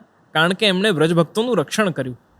તો જે રક્ષા કરી શકે એ જ પતિ. રાષ્ટ્રપતિ કેમ કહીએ છીએ આપણે? એ રાષ્ટ્રના રક્ષક છે, સર્વોચ્ચ નિર્ણાયક છે. તો ભગવાન આપણા નિર્ણાયક છે આ સમગ્ર સૃષ્ટિના. તો આપણા પતિ, આપણા રક્ષક એ હોય અને એમના શરણાગત આપણે થઈ ચૂક્યા હોઈએ, પછી ચિંતા કરવાની આવશ્યકતા શું? પછી તો ચિંતન કરો. વાહ. જે એક આની જ સાથે સાથે આપના આ ઉત્તર સાંભળું છું ત્યારે મારા કેટલા મિત્રો છે જેમની સાથે આવી ચર્ચાઓ ખૂબ થઈ છે, ખાસ કરીને પુષ્ટિ સંપ્રદાયની પરંપરાઓને લઈને. જે લોકો પુષ્ટિ સંપ્રદાયને કદાચ ઓછો જાણે છે, અથવા તો જેનાથી પરિચિત નથી, અથવા તો સનાતનના કોઈ બીજા ફાંટાને કે કોઈ બીજા સંપ્રદાયને ફોલો કરે છે, એમની એક દલીલ હોય છે કે પુષ્ટિ સંપ્રદાયથી આધ્યાત્મ તરફ નથી જવાતું, કારણ કે કદાચ આ સંપ્રદાય શૃંગાર પ્રચુર છે, ઠાકોરજીની સેવામાં ઓતપ્રોત છે, અને એમાં પેલું જે આધ્યાત્મનો એક જુદો વર્ગ છે કે રંગ છે એ કદાચ આમાં મેળવવો મુશ્કેલ છે. યુવાનોમાં હવે એક જુદા પ્રકારની આધ્યાત્મ પામવાની પણ એક જુદી જ લહેર ચાલે છે. આ દલીલ જરા વધારે ખોલી આપો, મને થોડી વધારે આમાં સમજણ આપો. શું પુષ્ટિ સંપ્રદાયના ફોલોઅર થવાથી કે સેવા માર્ગ અપનાવવાથી આધ્યાત્મ કે ત્યાં સુધી નથી પહોંચાતું, અથવા કેવી રીતે પહોંચાય છે? I want to become a spiritual person but not a religious person. Right. That is what people say nowadays. Yes. A very famous saying yes. These days. But is it possible to become a spiritual person before becoming a religious person? Religion, ધર્મ શું છે? ધર્મ વગર આધ્યાત્મિક કેવી રીતે બની શકાશે? પહેલી વસ્તુ, ધર્મ એ પગદંડી છે, ડેસ્ટિનેશન આધ્યાત્મ છે. હું સત્ય નહીં બોલું તો હું આધ્યાત્મને પામી શકીશ? હું સત્કર્મ નહીં કરું તો આધ્યાત્મને પામી શકીશ? એટલે પ્રક્રિયા ધર્મ છે. ધારયેતિ ધર્મ, હું જે ધારણ કરું, હું જેવો બનું એવું જ તો પામીશ. તો આધ્યાત્મ એ પામવાનું છે, એ ફલ છે. રહી વાત પુષ્ટિમાર્ગથી આધ્યાત્મિક નથી બનાતું, તો આ તદ્દન ખોટી વાત મને લાગે છે. કારણ કે આમાં તો આધ્યાત્મિકતાની પરાકાષ્ઠા છે. આ માર્ગમાં જે આધ્યાત્મિક બને છે, જે આધ્યાત્મિકતાને પામે છે, એ આધ્યાત્મિકતાનું અનુભવ દ્વારા, ભગવાનની સાથેના સંબંધ દ્વારા મહાપ્રભુજી બહુ સરસ બતાવ્યું કે ચેતસ્તત પ્રવણમ સેવા. મેડિટેશન કરો છો ત્યાં શું કરો છો? ચિત્તને જ તો કેન્દ્રિત કરો છો, મનને જ તો કેન્દ્રિત કરો છો. તો અહીંયા વિષયોમાં, વસ્તુઓમાં, મારા આજ્ઞાચક્ર ઉપર કે મારી બ્રીધિંગ પ્રોસેસ ઉપર હું એને કેન્દ્રિત કરું, તેથી વિશેષ જેમ ધ્રુવજીએ કર્યું એમ હું શ્રી કૃષ્ણમાં મારા ધ્યાનને કેન્દ્રિત કરું છું. જેમ અષ્ટાંગ યોગ દ્વારા, યોગની ક્રિયાઓ દ્વારા, મેડિટેશન દ્વારા સાધના થઈ શકે, એ યોગ માર્ગ છે. એમ અષ્ટાયામ સેવા પણ એ અષ્ટાંગ યોગ જ કરે છે. અષ્ટાયામ સેવામાં એક એક આયામોમાં ભક્તની ત્રાટકથી લઈને દરેક યોગની ક્રિયાઓ, સેવાના પ્રકારોમાં એક એક અંગરૂપ બની છે.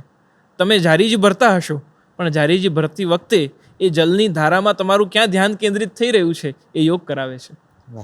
સામગ્રી સિદ્ધ કરો છો, મોઢું બંધ છે, શ્વાસની આપણે નાક ઉપર કપડું બાંધેલું છે અને સામગ્રી સિદ્ધ કરી રહ્યા છે, તો તે વખતે કયું મેડિટેશન થઈ રહ્યું છે, તે વખતે કઈ પ્રાણાયામની ક્રિયા થઈ રહી છે. જી. તો સેવા યોગ સાથે જોડાયેલી છે. યોગ, મેડિટેશન, ધ્યાન એવી વસ્તુ છે કે લગાડવું હોય છે ત્યાં લાગી જ જાય છે. કેવલ એટલું એક્સેપ્ટન્સ હોવું જોઈએ કે મારે અહીંયા લગાવવું છે, તરત લાગી જાય છે. એક્સેપ્ટન્સ આવવા માટે રુચિ ઉત્પન્ન થવી જોઈએ. એની પ્રક્રિયા જે બતાવી વલ્લભાચાર્યજીએ એ રુચિથી ઉત્પન્ન થાય. રુચિ આવે ઇન્ટરેસ્ટ પ્રમાણે. રુચિ કેવી રીતે થાય? તો કોઈ ગ્રંથના વાંચનથી રુચિ ઉત્પન્ન થાય, સદવ્યક્તિઓના, ભગવદીઓના સંગથી રુચિ ઉત્પન્ન થાય, ગુરુજનોના સંગથી રુચિ ઉત્પન્ન થાય, દર્શનના માધ્યમથી કોઈની સાથે આવ્યા, દર્શન કર્યા, આહા એવો આનંદ થયો, હવે મારે રોજ દર્શન કરવા આવવું છે, હવે મારે આ માર્ગ પ્રમાણે ઓર જાણવું છે, એ શું છે, અહીંયા સિદ્ધાંત શું, અહીંયા ગુરુ કોણ, અહીંયા પ્રભુ કોણ. તો રુચિ ઉત્પન્ન થઈ. પછી શું કર્યું? તો સાધન કર્યા. સાધન are the instruments or the tools. અચ્છા, હવે હું વૈષ્ણવ થયો તો મારે શું સાધન કરવા? તો બેઝિક સાધન શું મારા? તો મારે કંઠી પહેરવી, મારે અસત્ય નહીં બોલવું, મારે કોઈના કષ્ટનું કારણ નહીં બનવું. આ બધા સાધન ધીરે ધીરે કર્યા. પ્રભુ સેવા કરવાની પ્રારંભ કરી. પછી શું થયું? તો પ્રેમ થયો. એક આર્ટિસ્ટ પહેલાં ઇન્ટરેસ્ટ હોય તો ઇઝલ, કેનવાસ, બ્રશ, કલર બધું વસાવે. ઇન્ટરેસ્ટ જ ન હોય અને બધું મૂક્યું હોય તો કંઈ કામનું નથી. જી. તો રુચિ પહેલાં ઉત્પન્ન થઈ. એ પ્રમાણે સાધન કર્યા. સાધનથી પ્રેમ થયો. હવે મેં પેઇન્ટિંગ બનાવી લીધી, મને મારી પેઇન્ટિંગ તો બહુ જ ગમે, કોઈને ગમે કે ન ગમે. એમ આ માર્ગમાં ભગવાન સાથે પ્રેમ થયો. પછી સાધનો જે કર્યા, ગ્રંથો જે વાંચ્યા, સંગ જે કર્યો, સત્સંગ જે કર્યો, એનાથી સિદ્ધાંત જે આપણે સમજ્યા છે, હવે એ ભાવરૂપ પરિવર્તન થયું, એ ભગવત પ્રેમમાં બદલાવ્યું. હવે સિદ્ધાંતો જે હતા એ સિદ્ધાંતો પ્રેમમય બન્યા, સાધનો પ્રેમમય બન્યા. એટલે હવે હું અને કૃષ્ણ અમે ઇન્ડિવિજ્યુઅલ છે. અહીંયા પબ્લિક રિલેશન નથી ભગવાન સાથે, કે એક બેઠા છે ને હજારો ભક્ત બેઠા છે. 1000 બેઠા હશે તો પણ એની રિલેશનશિપ તો ઇન્ડિવિજ્યુઅલ છે. વાહ. કનેક્શન તો ઇન્ડિવિજ્યુઅલ છે. એટલે મારા ઠાકોરજી મારી ઉપર કયા પ્રકારથી કૃપા કરે એ બહુ વ્યક્તિગત છે. અને એટલે જ મહાપ્રભુજીએ આ માર્ગને બહુ સિલેક્ટિવ ભક્તોને આ માર્ગના ફલાધિકારી બનાવ્યા. કેમ આપણે 84 જ વૈષ્ણવો છે? કેમ ગુસાઈજીના 252 જ વૈષ્ણવો છે? એવું નથી. મહાપ્રભુજીના દીક્ષિત વૈષ્ણવો તો અનેક થયા, પણ 84ને આઈડેન્ટિફાય એટલે કર્યા કે એ 84 વૈષ્ણવો એવા છે કે જેમનું એક રૂપ ભગવાન સાથેનો સંબંધ સ્થાપિત થયું. અને એ ઉદાહરણ બન્યા કે અગર તમારા જીવનમાં આવી પરિસ્થિતિ આવે તો આ વૈષ્ણવે આવી રીતે નિર્ણય લીધો તો મારે પણ આવી રીતે લેવું જોઈએ. વૈષ્ણવે પોતાના જીવનમાં કયા પ્રકારથી આચરણ કરવું એ વૈષ્ણવથી જ શીખી શકાશે. તો આ માર્ગ અતિશય આધ્યાત્મિકતાને પ્રાપ્ત કરાવનારો છે, માનસીસા પરામતા સુધી લઈ જનાર છે, જ્યાં પછી ક્રિયાત્મકતા રહી જાય છે અને માનસી અવસ્થા પહોંચી જાય છે, જ્યાં હું નેત્ર બંધ કરું અને પ્રભુનું ધ્યાન ધરું છું તો હું નેત્ર બંધ કરીને પણ 56 ભોગ રોગાવી શકું છું. હા હા હું નેત્ર બંધ કરીને એમને જગાવી શકું, એમને શૃંગાર કરી શકું, એમને સ્નાન કરાવી શકું. તો એ ધ્યાનનો જ તો પ્રકાર છે, યોગનો જ તો પ્રકાર છે. પણ આજના સમયની એક વિડંબના એવી છે કે without giving exam we want to become a IAS officer. અને આ માર્ગ શુરાઓનો છે. જી. આ માર્ગમાં દુબળા પતલા લોકો બહુ દેખાશે. એનું કારણ છે, મહાપ્રભુજી કહે છે કે આ માર્ગમાં આવા દુબળા પતલા લોકો એટલે દેખાશે કારણ કે અહીંયા કસોટી ભગવાન એટલી જ લે છે. વાહ. દુનિયાના રચાપચા રંગમાંથી પોતાની જાતને ડિટેચ કરવું અને પ્રભુ સાથે જોડી દેવું એ બહુ સહેલું નથી હોતું. એ જે પામી લે છે પછી એને કોઈ બીજા રંગ ચડતો જ નથી. એસી રંગ દે કે રંગ ના હી છૂટે, ફિર ધોબિયા ધોએ ચાહે સારી ઉમરિયા, શ્યામ પિયા મરી રંગ દે ચુનરિયા. વાહ વાહ. તો કદાચ ટૂંકસાર એવો કે સેવા જ આધ્યાત્મ છે. સેવા જ આધ્યાત્મ છે, અથવા આધ્યાત્મનું જે પરમ ફલ છે એ સેવા છે હા એક રીતે જોઈએ તો. કારણ કે હું બધું કરી લઉં પછી શું? ગોપીજનોએ કહ્યું કે અક્ષણવતામ ફલમિદમ ન પરમ વિદામહ. અગર કોઈ અક્ષય ફલ આ ઇન્દ્રિયો માટે હોય, મને હાથ મળ્યા, પગ મળ્યા, આ ઘ્રાણેન્દ્રિય, જીવવા આદિ મને જે પણ મળ્યા, એ બધી ઇન્દ્રિયો શાની માટે મળી મને? હું મૃત થઈ જઈશ, આત્મા એનું ગંતવ્ય પર પહોંચશે જેવા કર્મ હશે તદ અનુસાર. પણ આ ઇન્દ્રિયો મને મળી છે તો એ શાની માટે મળી? પૈસા કમાવા મળી, મને સુખ વૈભવ ભોગવા મળી, મને ભોગવિલાસી બનવા મળી, મને કેવલ ભોજન કરવા માટે મળી? શેની માટે મળી છે? આહાર નિદ્રા ભય મૈથુનંચ સામાન્ય મેં તત્ પશુભીર નરાણામ. નર પણ 4 વસ્તુ કરે છે, પશુ પણ 4 વસ્તુ કરે છે. આહાર, નિદ્રા, ભય અને મૈથુન. આ 4 વસ્તુ તો પશુને પણ થાય છે અને મનુષ્યને પણ થાય છે. તો પછી ભિન્નતા શું? ધર્મો હિ એકો અધિકો વિશેષ, ધર્મેણ હિ ન પશુભિ સમાન. પુષ્ટિજીવનો ધર્મ શું છે? તો કયું? કૃષ્ણ સેવા સદા કાર્ય, ભજનીયો વ્રજાધિપ. ભગવાન શ્રી કૃષ્ણના થઈને રહેવું. કારણ કે આ ઇન્દ્રિયોનો પરમ ફલ અગર કોઈ હોય તો આ બીજી બધી વસ્તુ નથી, કેવલ અને કેવલ પોતાના પ્રાણપતિ જે આ દેહને આપનારો છે એના પ્રતિ ગ્રેટિટ્યૂડ પરફોર્મ કરી અને giving him something which he likes. પ્રભુને જે ગમે, પ્રભુને જે પ્રિયતા પસંદ આવે એવી વસ્તુ હું પ્રભુ માટે કરું, એ જ સેવા છે. સેવ્ય સંતોષજનિકા સેવા છે. અને એટલે પ્રભુનું સુખ જેમાં થઈ જાય. કારણ કે હું, શંકરાચાર્યજી તો કહે છે હમ બ્રહ્માસ્મિ, મહાપ્રભુજી કહ્યું દાસોહમ. હા વાહ. હું પ્રભુનો દાસ છું, પ્રભુનો અંશ છું, પણ છતાંય દાસ છું. તો અંશ છું, અંશી એ છે એટલે અંશી પ્રત્યેનો મારો કર્તવ્ય હું આ ઇન્દ્રિયો દ્વારા નિભાવું તો જ આધ્યાત્મિકતાને હું પામી શકું છું. વાહ. તો પુષ્ટિ માર્ગ છે શું? આ પોડકાસ્ટ જે કદાચ પહેલી વાર જોઈ રહ્યા છે, જે કદાચ આપને અથવા અમને પહેલી વખત જોઈ રહ્યા છે, પુષ્ટિ માર્ગ વિશે પહેલી વખત સાંભળી રહ્યા છે, એમના માટે જરાક થોડીક આ વાત ખોલી આપો. પુષ્ટિ માર્ગ શું છે અને તેમાં સેવાક્રમનો મહિમા કેમ છે? માર્ગ આ ગોપીજનોનો છે અને સંપ્રદાય એ રુદ્ર સંપ્રદાય છે. માર્ગ ગોપીજનોનો અને સંપ્રદાય રુદ્ર સંપ્રદાયના નામથી ઓળખવામાં આવે છે. આ માર્ગમાં વિશેષ રૂપે ભગવાનની સેવા દ્વારા ભક્ત પોતાની આત્માનું પોષણ કરે એ જ આ માર્ગનો મૂળ સિદ્ધાંત છે. પોષણમ તદનુગ્રહ. ભગવાનના અનુગ્રહથી જીવ પોતાની ભીતર બિરાજમાન એ પરમાત્માને પામી તનુજા વિત્તજા, અહમતા મમતા, આ 2 વસ્તુ, તનમાં આપણું અહમ રહેલું છે, અહંકાર છે, ઈગો છે, અને મમત્વ એ ક્યાં રહ્યું છે? તો સંપદામાં રહેલું છે કે આ મારું છે, આ મારું છે, આ મારું છે.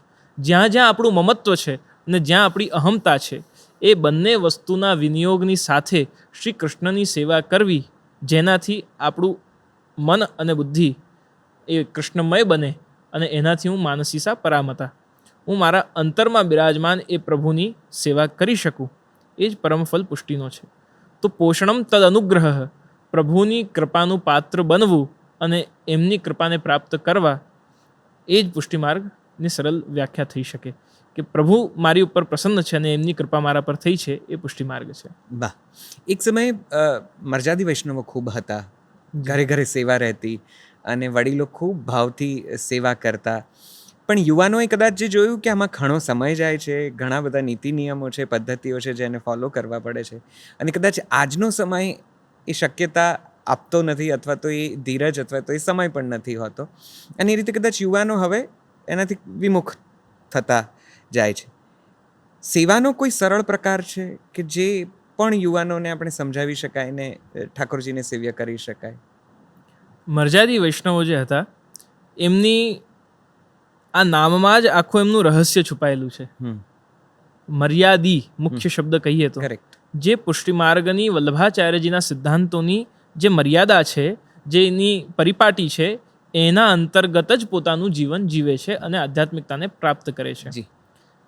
એ મર્યાદી વૈષ્ણવો આપણને કેમ ઓર્થોડોક્સ લાગે છે કે જૂના લાગે છે, એક આજના યુવાનોને એ જી. સ્વતઃ અનુભવ થાય છે જી. કે આખો દિવસ આ જ કર્યા કરે છે, આખો દિવસ આમાં જ હોય છે. પણ એ જે પામે છે, એ જે અનુભવે છે, એક અવસ્થા પર આવ્યા પછી જ થઈ શકે. હું આજે જ ધ્યાન કરવા બેસી જાઉં કૈલાશ પર જઈને અને આજે જ મને શિવ મળી જાય, એવું તો સંભવ નથી. તો એ આખી પ્રક્રિયાથી, તપશ્ચર્યાથી, સાધનાથી એ આખા ગુજરીને અને સાધના ચરણ પ્રણાલીના જે નિયમો છે એને અનુસરીને, એનું આચરણ કરીને એ અવસ્થા પર પહોંચી અને ભગવદ સાનુભવ સુધી એ પહોંચે છે. રહી વાત આજના સમયની, આજે પણ એવા વૈષ્ણવો છે, ભગવદીઓ છે, એવા યુવાનો છે કે જે પોતે આ પ્રકારથી પોતાની જાતને ક્રમશઃ ધીરે ધીરે ઓકે, હું હવે આ નિર્ણય લઉં છું કે હવેથી મારે બહારનું ખાવું છોડવું છે. હવે હું નિર્ણય લઉં છું કે રોજ મારે એક ગ્રંથ તો રાત્રે વાંચવું છે. હવે હું નિર્ણય લઉં છું કે મારે હવે ઠાકોરજીની સેવા પ્રારંભ કરવી છે. એક નિર્ણયો લઈને અને પ્રારંભ કરે છે અને પોતાની જાતને એ પુષ્ટિની મર્યાદામાં લાવીને, અને એ પણ મર્યાદી આજે પણ બની રહ્યા છે. આજે કારણ કે આપણી સમયની એક ડિવિઝન ઓફ ટાઈમ જે કહીએ, એટલી બધી જગ્યા ઉપર વહેંચાયેલું છે, એના કારણે મહાપ્રભુજી જાણતા હતા કે કલિકાલ તમશ્ચન્ન દૃષ્ટિત્વાદ વિદુષામપી, આ કલિકાલ કેવું થવાનું છે. તો એમાં કૃષ્ણ એવ ગતિર્મમ, કૃષ્ણ જ મારી એકમાત્ર ગતિ બને, એ જ શરણ સ્થાન બને, એ જ જીવ વિચારી લે, બસ તો જ બહુ છે. કંઈ જ ન કરી શકે શ્રી કૃષ્ણ શરણમ, આટલું તો મનમાં વિચારી જ શકે છે. હું શ્રી કૃષ્ણને શરણનો દાસ છું. પ્રભુ કંઈ જ નથી કરી શકતો, મારાથી કંઈ થઈ શકતું નથી. હું ન આપને મિશ્રીની કટોરી ધરી શકું છું, ન આપને રાજભોગ ધરી શકું છું, ન આપને સખડી ભોગ ધરી શકું છું, ન હું આપની નામ લઈને આપના પાઠ કરી શકું છું. ન મને યમનાષ્ટક કરતા આવડે છે, ન મને સર્વોત્તમ કરતા આવડે છે, ન મને ભાગવતજી વાંચતા આવડે છે, ન મને પુરાણોનું જ્ઞાન છે. હું કંઈ જ કરી શકવામાં સામર્થ્યવાન નથી. હું એટલો દુષ્ટ છું, જીવ સ્વભાવતો દુષ્ટા. હું એટલો દુષ્ટ છું કે બીજું બધું જ કરું છું, પણ બધું કરીને મને મનમાં ખાતરી છે કે પ્રભુ જેવો છું હું તારો છું. અને એટલે શ્રી મહાપ્રભુજી કહે કે બીજું કંઈ ન કરી શકે તો ઠીક, કરી શકે તો ઉત્તમ જ છે. ઓપોર્ચ્યુનિટી હોય, અવસર મળે અને એવું લાગે કે હું કરી શકું છું, તો એક ક્ષણ પણ વિલંબ નહીં કરવું. સેવાનો વિચાર આવે પછી વિલંબ નહીં કરવો કે હવે કરી જ લે, કારણ કે વિચાર બદલાતા વાર નથી લાગતો. પણ અગર એવી અવસ્થા છે, પરિસ્થિતિ છે, તો મહાપ્રભુજીએ નામ સેવા બતાવી, ભગવાનનું નામ લેવું પણ સેવા બતાવી દીધી. આ એક ક્રાંતિ મહાપ્રભુજી લાવ્યા કે જો કુછ નહીં કર सकता, केवल उसका नाम ही ले ले, वो सेवा हो गई. તો નામ માત્રથી, નામમાં એ સામર્થ્ય છે કે જે ભગવદ સેવાનું જ ફલ આપણને આપે છે. જે આ પ્રશ્ન સામાન્ય યુવાનોનો કે જેમના ઘરમાં પુષ્ટિ સંપ્રદાય ફોલો થાય છે એમને તો કદાચ હશે, પણ મને માફ કરજો જો હું થોડું એ કરું, મારે આપને પણ પૂછવું છે. વલ્લભકુલના બાળકો માટે પણ આપ પોતે માસ કમ્યુનિકેશન આપણે ભણેલા છો, શું આપના માટે પણ એ અવઢવ રહે છે કે મારે સેવા જનો ક્રમ અપનાવવો છે, મારે કોઈ બીજા ક્ષેત્રમાં જવું છે, અથવા તો નથી જવું, મન કદાચ બીજું કંઈક કરવાનું પણ હશે, અને આ પ્રથા પરંપરા તરફ એક પ્રકારનો આનુવંશિક ખેંચાણ હોય, ભગવત કૃપા તો હોય જ હોય, તો વલ્લભકુલના બાળકોમાં પણ આ અવઢવ કેવી રીતે ખીલે છે, ખુલે છે, કઈ રીતે રોકે છે કે આગળ વધારે છે? પૂર્વજોના સમયમાં કદાચ એ ઓપ્શન હતા કે નહીં મને ધ્યાન નથી, પરંતુ અમે મોડર્ન એજ્યુકેશનથી ભણ્યા, સાથે જ પારંપરિક અધ્યયન પણ થયા, અને એની સાથે સાથે નિત્ય એવા પહેલાંથી જ, બાળપણથી જ એવા નિયમો પણ પરિવારમાં રહ્યા. પૂજ્ય પિતૃચરણ માતૃચરણના સંસ્કાર પણ એવા રહ્યા કે રોજ ઠાકોરજીના ચરણસ્પર્શ ન થાય, સેવા ન થાય ત્યાં સુધી ભોજન નહીં કરવા. જે દિવસ ચરણસ્પર્શ ન થયા હોય, સ્કૂલ જતા પહેલાં સવારે ચરણસ્પર્શ ન કર્યા, એ દિવસ ભોજન ન મળે. જી. કારણ કે જેમના કૃપાબલમાં, જેમના ચરણાશ્રિત આપણે છે, એમના સન્મુખ થવાનો પણ સમય નથી અગર તમને, તો ભોજનના તમે પાત્ર નથી. કોઈને આ વધારે સ્ટ્રિક્ટ લાગી શકે છે, પણ એ સમય માટે હવે અમને એવું થાય કે ના, એ બરાબર કર્યું. જી. તો એમ માતા પિતાના સંસ્કારો પણ એવા રહ્યા, પ્રભુની કૃપા અને શ્રી આચાર્ય ચરણની કૃપા પણ એવી રહી. અને આપે અમને એવો એક પ્રશ્ન પણ કર્યો હતો પિતૃચરણે, અમારી એ જે એક ટીનેજ જેને કહેવાય આપણે એ સમયમાં, કે તમારે આ પરંપરાની જો સેવા તો આપણું જીવન જ છે, પણ એના સિવાય માર્ગ પ્રચાર, ધર્મકાર્ય આદિ સંપ્રદાયની જે પરંપરા છે એઝ અ આચાર્ય, શું એમાં તમારે આગળ વધવું છે કે you have sum other plans in life? Correct. ત્યારે બિકોઝ બહારનું વાતાવરણ પણ, સ્કૂલ કોલેજમાં અમે ગયા તો જે વાતાવરણ જોયું ત્યાં બધું કર્યા પછી પણ એક શૂન્યતા હતી. અને એ શૂન્યતાને પૂરવા વ્યક્તિ અમની પાસે, ઠાકોરજી પાસે આવતો હતો. અમને તો યાર પરંપરામાં મળ્યા પ્રભુ, અમને તો કુલમાં મળ્યા. શું મહાપ્રભુજીએ મને ચૂન્યો કે હું એમની કુલમાં જન્મ લઉં? I am not accidentally here. Correct. પ્રભુએ ઇન્ટેન્શનલી મને અહીંયા મોકલ્યો છે તો કઈ વિચાર સાથે મોકલ્યો હશે. અને એ શ્રી વલ્લભના માર્ગની સેવા, શ્રી વલ્લભના સેવ્ય સ્વરૂપની સેવા, શ્રી વલ્લભની સેવા એ જ જીવનનું કર્તવ્ય બનાવીને એ માર્ગને પછી જીવનનું લક્ષ્ય બનાવ્યું અને એ જ ઉપર ચાલી રહ્યા છે. વાહ. મને એમ થયું કે કંઈક થોડુંક આ મારે જાણવું જોઈએ, કારણ કે મને હંમેશા એવું થાય કે વલ્લભકુલના દરેક બાળકને શું આ પ્રથા પરંપરા ફોલો કરવા સિવાય બીજા વિકલ્પો હશે કે તેમણે આ સ્વીકાર્યું છે કે કેવી રીતે આ પ્રથા આગળ વધે છે? એટલે માફ કરજો જો કદાચ આ અનુચિત પ્રશ્ન હોય તો. પણ મારી આ પ્રાંગણમાં બેઠો છું ત્યારે તેના વિશે પણ થોડું જાણવું છે. આપના ગૃહે, આપના શિરે કલ્યાણરાયજી કેવી રીતે પધાર્યા? આપને એની સેવા કેવી રીતે પ્રાપ્ત થઈ? પૂજ્ય પિતૃચરણ ષષ્ઠ પીઠાધીશ્વર શ્રી દ્વારકેશલાલજી મહારાજશ્રી આપ 14મા ગાદીપતિ ષષ્ઠ પીઠના અંતર્ગત આપ અત્યારે બિરાજમાન છે. શ્રી વલ્લભાચાર્યજીના દ્વિતીય પુત્ર શ્રી વિઠ્ઠલનાથજી અને આપના છઠ્ઠા લાલજી શ્રી યદુનાથજી, જેમણે વલ્લભ દિગ્વિજય નામનું પણ એક ગ્રંથ લખ્યું, જે કહી શકાય કે મહાપ્રભુજીના જીવન ચરિત્ર ઉપરનું પ્રથમ ગ્રંથ.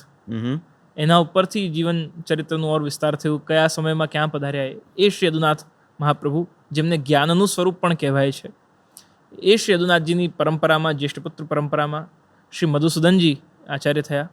શ્રીમદ ગોકુલમાં ઠાકોરજીની સેવા થતી હતી. મહાપ્રભુજીએ શ્રી કલ્યાણરાય પ્રભુનું આ જે સ્વરૂપ છે એ બાબા વેણુ, યાદવેન્દ્રદાસ અને કૃષ્ણદાસ ગગરી, આ 3 સેવકો શ્રી મહાપ્રભુજીના થયા. એ કડા ગામ પ્રયાગ પાસે જે છે ત્યાં નિવાસ કરતા હતા. દેવીના ઉપાસક હતા અને ઠાકોરજીનું સ્વરૂપ સ્વપ્નમાં આવ્યું. ઠાકોરજી સ્વપ્નમાં આવ્યા અને કહ્યું કે હું તળાવમાં છું, મને બહાર પધરાવો અને મારી પૂજા પ્રારંભ કરો. દેવીના ઉપાસક હતા એટલે કલ્યાણી દેવીના રૂપમાં પૂજા કરવાની પ્રારંભ કરી. ઠાકોરજીનું સ્વરૂપ પણ એવું કે જોઈને એવું જ લાગે કે આ તો કોઈક સ્ત્રી હોય. એટલું લાવણ્ય ઠાકોરજીનું છે, એટલું મોહિની આપની છે.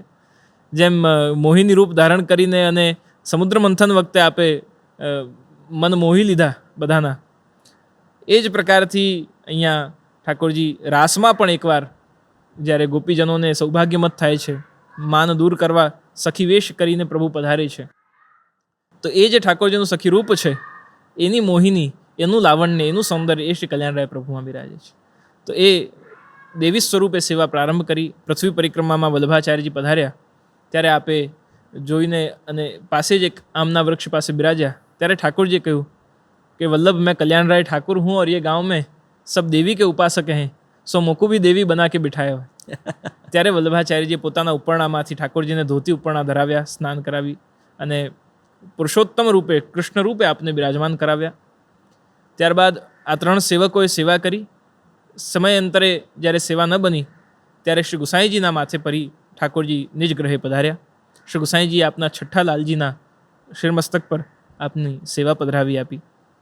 ત્યારથી અવિરત પરંપરામાં શ્રીમદ ગોકુલ, હૈદરાબાદ, નાથદ્વારા, શેરગઢ અને વડોદરા એમ ઠાકોરજી બધે ટ્રાવેલ કરતાં માઇગ્રેટ થતાં વડોદરા લગભગ 125 વર્ષ પહેલાં સન 1912માં વડોદરા ઠાકોરજી પધાર્યા અને વડોદરાને પોતાનું કૃપા પ્રસાદ આપ અવિરત પ્રાપ્ત કરાવી રહ્યા છે. આ ઘરની હોળીના ઉપક્રમોમાં કોઈ વિશેષ પરંપરા ખરી? કોઈ વિશિષ્ટ ઉપક્રમ ખરો જે માત્ર અહીંયા જ ઉપયોગમાં લેવાતો હોય? શૃંગારની પરંપરામાં અને ખેલના ક્રમમાં અમુક દિવસોના જે ક્રમ છે વિશિષ્ટ, એમાં એ ક્રમ હોય છે. સામગ્રીના પ્રકારો દરેક ઘરોના જુદા હોય છે. કીર્તનોની પ્રણાલિકામાં વિશેષ દિવસોના કીર્તનોમાં પણ વિશેષતાઓ હોય છે. કારણ કે ઠાકોરજી એ મથુરાધીશજી હોય, દ્વારકાધીશજી હોય, નટવરલાલ હોય કે ગોકુલનાથજી હોય કે ગોકુલ ચંદ્રમાજી હોય કે નવનીત પ્રિયાજી હોય, છે તો બધા જ શ્રી કૃષ્ણ, પણ લીલા ભાવના, બાલ લીલા, કિશોર લીલા, રાસ, કોઈ આંખ મિચોલી લીલા, કોઈ ઉખલબંધન લીલા, તો લીલા ભાવનાઓ જુદી જુદી હોવાથી એ લીલા ભાવના પરખ જે કીર્તનો વિશેષ હોય તે સન્મુખમાં ગવાતા હોય છે. તો કીર્તન પરંપરામાં વિશેષતાઓ છે, ખેલના ક્રમોમાં એ વિશેષતાઓ રહે છે. જે આપ ભાગવતના ઘણા અભ્યાસુ છો અને ભાગવતના જુદા જુદા ખંડ વિશે કે તેના શ્લોક વિશે કે તેના અર્થો વિશે બહુ જ રસપ્રદ રીતે લોકો સમક્ષ મૂકી આપો છો. પુષ્ટિ સંપ્રદાયને અને ભાગવતજીને તો સીધું જોડાણ છે, સંધાન છે. એક સામાન્ય માણસે ભાગવત કેમ વાંચવી જોઈએ અથવા તો સાંભળવી જોઈએ, અને ભાગવતજીમાંથી શું શીખી શકાય જે આજની પરિસ્થિતિમાં, આજના સમયમાં કામ આવે? જીવન કેવી રીતે જીવવું એ જો જાણવું હોય તો એની માટે ભગવદ્ ગીતા છે. શ્રીમદ ભાગવતજી વિશેષ રૂપે જીવન જીવવું તો શીખવાડે છે, ભક્ત કેવી રીતે પોતાના જીવનમાં આચરણ કરે તે શીખવાડે છે, અને વિશેષ ભગવાનનો સ્વભાવ શું છે, ભગવાન કેવી લીલા કરે છે, એ કોણ છે. ભગવાન કહે છે એ ભગવદ્ ગીતા છે, પણ ભગવાન કોણ છે, કેવી રીતે આવે છે, કેવી રીતે લીલા કરે છે, એમનું સ્વરૂપ શું, સ્વભાવ શું, ગુણ શું, પ્રિયતા ક્યાં આવે છે, કોની ઉપર એ રીઝી જાય છે, કોની ઉપર પ્રસન્ન થાય છે, એ અગર જાણવું હોય, એટલે મારા સ્વામીનો સ્વભાવ કેવો, જો એ જાણવું હોય તો ભાગવતજી વાંચવા પડે. મારા સ્વામી શું કહે એ જાણવું હોય તો ભગવદ્ ગીતા વાંચવી પડે છે. વાહ! તો ભાગવતનું શું નિત્ય પારાયણ કરી શકાય કે એ શ્રુત પરંપરાથી જ સાંભળવું વધુ યોગ્ય રહે? ના, નિત્ય શ્રીમદ ભાગવતજીનું વાંચન, પઠન, પઠનીયમ પ્રયત્નેન શ્રી ભાગવતમ આદરાત કહે છે કે શ્રીમદ ભાગવતજીને નિત્ય પ્રતિ ખૂબ આદરપૂર્વક, કારણ કે તેનેયમ વાંગમયી મૂર્તિ પ્રત્યક્ષા વર્તતે હરિ. ઠાકોરજી જે આપણને ઘનીભૂત રૂપે, સ્વરૂપાત્મક રૂપે દર્શન આપે છે, એમને જ અગર શબ્દમય બનાવી દો તો ભાગવતજી બની જાય છે. તો એ વાંગમય સ્વરૂપ એ શ્રીમદ ભાગવતજી છે, સાક્ષાત ઠાકોરજી છે, શ્રીજી બાવા છે. દ્વાદશ સ્કંદ છે, ઠાકોરજીના દ્વાદશ અંગ છે. તો એ પ્રભુની જુદી જુદી લીલા, એ લીલાઓ શ્રીમદ ભાગવતજીમાં બિરાજમાન છે. તો ભાગવતજીનું નિત્ય વાંચન પણ અવશ્ય કરવું જોઈએ, એનું દર્શન કરવું જોઈએ, એના પાઠ કરવા જોઈએ. જે ભાગવતજીનો કોઈ એક પ્રસંગ જે આપને આપના જીવનમાં બહુ ઉપકારક થઈ પડ્યો હોય, આપના દિલની ખૂબ નજીક હોય, તમને એને વર્ણવવાનો જાણે કે અનેરો આનંદ આવતો હોય, કોઈ પ્રસંગ, કોઈ એવી કથા ખરી જે આપના દિલની ખૂબ નજીક હોય? શ્રી ભાગવતજીની તો એમ તો એટલી બધી પ્રભુની અદ્ભુત લીલાઓ છે. જી. પણ એમાં પ્રભુની જે બાલ ચેષ્ટાઓ છે, વત્સાન મુંચન ક્વચિત સમયે ક્રોશ સંજાત હાસ હસ્તેયમ સાત્વત પતદધિપહે મંડિતૈ સ્તેય યોગૈ મરકાન ભોક્ષન વિભજતી સતેન નાર્તિ ભાંડમ ભિનર્તિ. પ્રભુની બાલ લીલાઓમાં જે આ વ્રજ ગોપિકાઓના ઘરે જઈને માખણ ચોરી કરે છે, જે એમની ચંચલતા છે, નિખાલસતા છે, એ બહુ જ આકર્ષે છે મને. કે બાળક હોય તો આવો હોય એમ, ઈશ્વર હોય તો આવો હોય એમ, કે જે ભક્ત માટે એના મનોરથ પૂર્ણ કરવા. ગોપીજનોને એવું છે જ કે મારા ઘરે આવીને પ્રભુ માખણ ખાય, પણ એક બાજુ એવું પણ છે થોડુંક ઊંચું લટકાવ જોવું કેવી રીતે લે. અને એમાં ઠાકોરજી જુદા જુદા પ્રકારોથી સ્વયંના સ્વરૂપનું જ્ઞાન કરાવે, કે અંધકારમાં પણ વસ્તુ ઠાકોરજી મેળવી લે છે. ગોપી કહે છે કે યશોદાજી, તમે ઠાકોરજીને શૃંગાર કરીને ના મોકલશો. તો કેમ એવું? કે અમે બહુ અંધારામાં અમારા ઘરે માખણ છુપાવીએ છીએ, છતાંય એ લઈ લે છે. કે કેમ એવું? તો આભૂષણો એટલા રત્નના સુંદર છે કે અંધારામાં પણ એ ચમકે છે. એક ગોપીએ કહ્યું કે અરે સખી, એનાથી કંઈ નહીં થાય. યશોદાજી, તમે તમારા કાન્હાને બાંધીને જ રાખો, કારણ કે એ દૂરથી આવતો હોય છે સાંજે ગાયો ચરાવીને, અને દૂરથી આવતા આવતા જ અમારા બારીઓના ઝરોખાઓમાં, અટારીઓમાં એના મુખારવિંદનું પ્રકાશ આવી જાય છે. તો એ આભૂષણ પહેરશે કે નહીં પહેરે, સ્વયં એટલો દૈદીપ્યમાન છે કે અંધારું પ્રકાશિત થઈ જાય છે. કોઈ સખી માખણ ન આપે તો ગૌશાળામાં વાછરડાને જઈને છોડી આવે, બધું દૂધ પી આવે. લીપણ કરીને ગોપી ગઈ હોય તો એ લીપણ બગાડી આવે. એટલે આવો મસ્તીખોર ઠાકોરજી જે છે ને એ મને બહુ ગમે છે. વાહ વાહ, ખૂબ વિશદ વાતો થઈ. મારે ફરીથી ત્યાં આવી જવું પાછો જ્યાં રસિયા ઉપર હતું. મારે આપના મુખેથી એકાદ રસિયાનું પદ કે કંઈક કીર્તન સાંભળવું છે. આપ જો યોગ્ય સમજો, ઉચિત બહુ સમજો. શીઘ્ર જ એમ જોવા જાવ તો એક રશિયાનો હું વિડીયો અને કીર્તન પણ હું રિલીઝ કરવાનો છું. જી, એની જ પંક્તિઓ સંભળાવી દઉં આપને.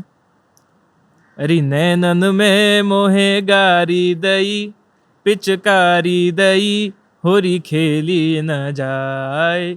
નૈનન મેં મોહે ગારી દઈ, પિચકારી દઈ, હોરી ખેલી ન જાય.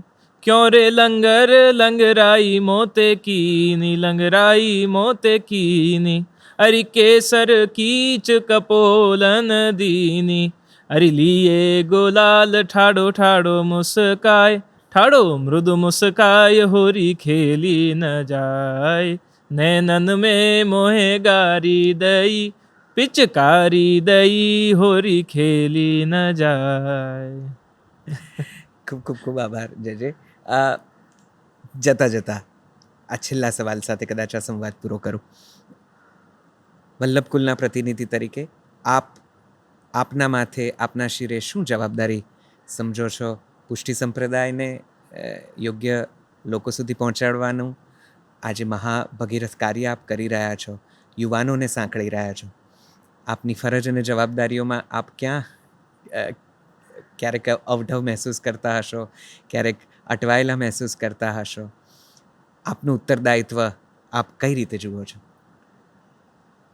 અત્યાર સુધીના જીવનમાં જે 25 વર્ષનું આ જીવન રહ્યું છે, એમાં સમજતા થયા ત્યાર પછીથી જે માર્ગ પ્રત્યે પ્રેમ, સમર્પણ ભાવ અને શ્રી મહાપ્રભુજી પ્રત્યેનો એક કૃતજ્ઞતાનો ભાવ જે સદૈવ રહ્યો છે, એ હૃદયમાં ધારણ કરીને એ જ જીવનનું કર્તવ્ય અને લક્ષ્ય માનું છું કે શ્રી વલ્લભના આ દિવ્ય સિદ્ધાંતો જન જન સુધી પહોંચે અને એમાંથી શ્રી ગુસાઈજીના શબ્દોમાં કહીએ તો